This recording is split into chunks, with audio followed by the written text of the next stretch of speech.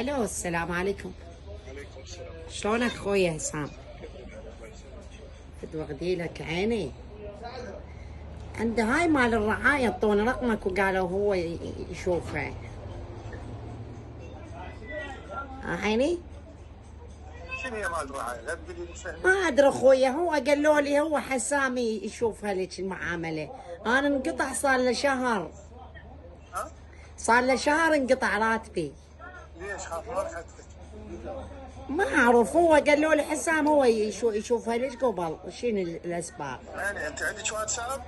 اي عندي واتساب. خلاص على الواتساب مالتي تدزي لي البطاقة مالتك واسمك اي الثلاثي رفعتها، رحت للرعاية عيني. ايه؟ اي ما ادري ايش قال له طول هاي راح ادسها لك. هاي اللي علمني بيها نسيتها. شلون اللي شو اسمه مال. طوش وصل؟ اي وصل، ما اعرف انه نسيته. والله دزي لي خلنا نقرا واقول لك شو. انت وين؟ وانت بالمدينة عيني؟ اي تقريبا. هو انا قريبة عليكم يمه. وين انت؟ انا بالفلاح. بالبياع. بالفلاح. بالبياع قطع بالبياع. قطع 4 بالدور. 4. اجيب لك اياني يا المعاملة انا وابني؟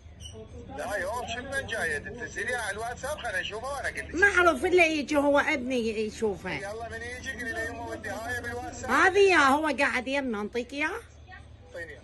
السلام عليكم عمي. هلا عمي شلونك؟ شلون صحة؟ عيني عندها وصل مدري شنو مطينا انا ما اعرف اقرا، بس ان هذا الوصولات كلهن عندي. ودي على الواتساب هذا تتراسلون بيه وتخابرون بيه. انا عندي صرصور، ما عندي هذا الموبايل اللي هذا ما. تليفونها مو عندها هي هذا. اي هذا مال والدتي. اي عيني حسام، انا راح اخلي بنتي. راح اخلي بنتي هي تودي. اي يلا ما يخالف. استاذ حسام، انا حمزه الحيدري.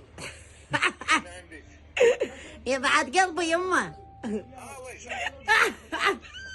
يا طحت بالمصيدة. شلونك حمزه؟